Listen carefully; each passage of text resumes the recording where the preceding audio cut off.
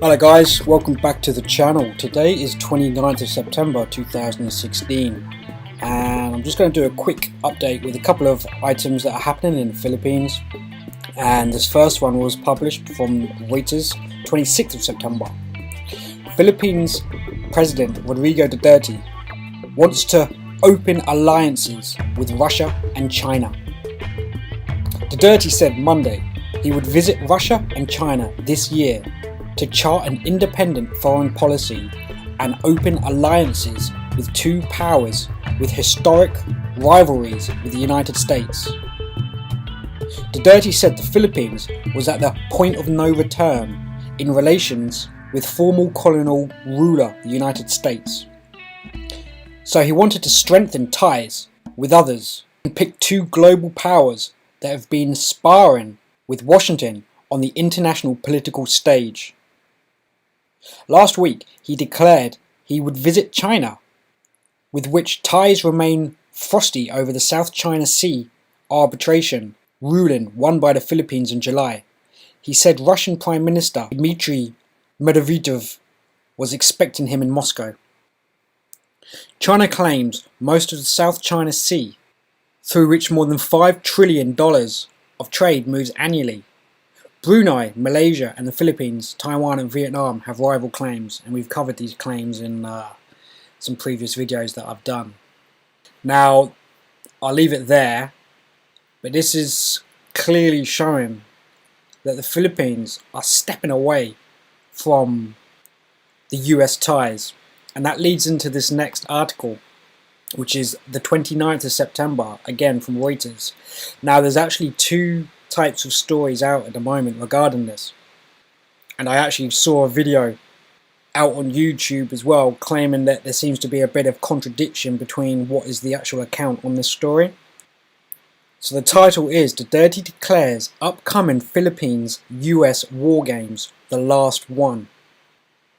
Philippines President Rodrigo Duterte plunged one of the United States' most important Asian alliances deeper into uncertainty on Wednesday by declaring upcoming US-Philippines military exercises the last and ruling out any joint naval patrols.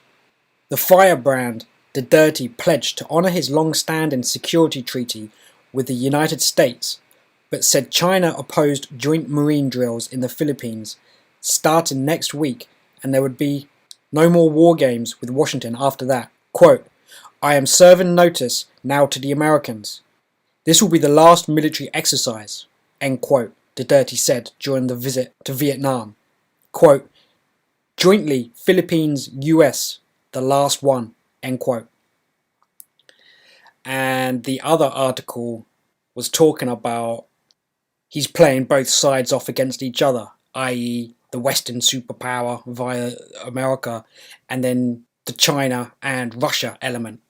However, I've spoken to a couple of Filipino guys who are very up to date with the political situation down there, and they have confirmed that Duterte is only honouring the previous agreement set out by the previous President Aquino.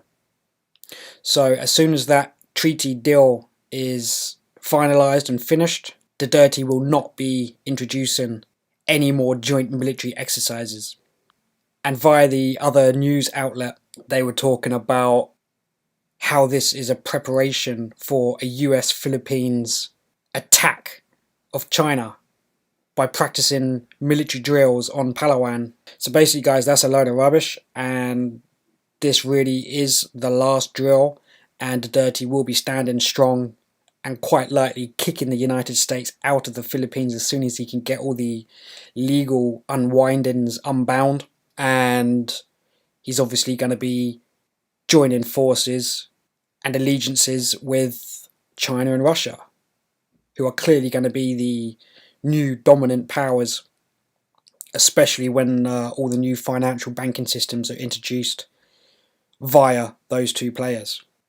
So we then link on to this last Philippine update article, which is from Philstar, which is the supposed best source of Philippine information, so I've been told. September the 29th. Conditions may be set on US aid to Philippines. Manila, Philippines. Deeply troubled. Extraordinarily high number of individuals killed in the administration's war against illegal drugs. 2 American senators said yesterday the United States might have to impose conditions on assistance to the Philippines, given President Duterte's supposed refusal to address concerns on human rights violations. Sought for reaction, presidential spokesman Ernesto Abila said, quote, "We respect the opinion of others, but we also give ourselves the permission to chart our own course and fulfill our destiny in our own terms." End quote. Abela said the Philippines would remain an ally of the US despite the differences. Quote, "The Philippines remains unchanged by aberrations due to political perspectives and opinions. We continue to forge forward even as we attempt a deeper understanding of each other's methods." End quote, Abela said.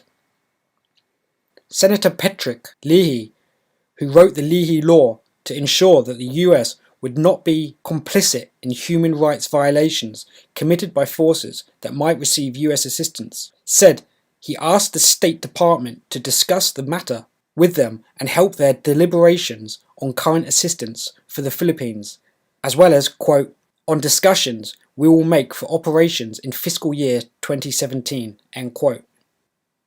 The Leahy Law also encourages foreign governments to hold accountable perpetrators of such abuses. Quote, "While there are ways we can find out which units were involved in these abuses, if President Duterte's government is unwilling to work with us, including by refusing to investigate allegations of abuses, then we are faced with a broader issue that cannot be remedied simply by withholding assistance from specific units or individuals," end quote, Leahy said.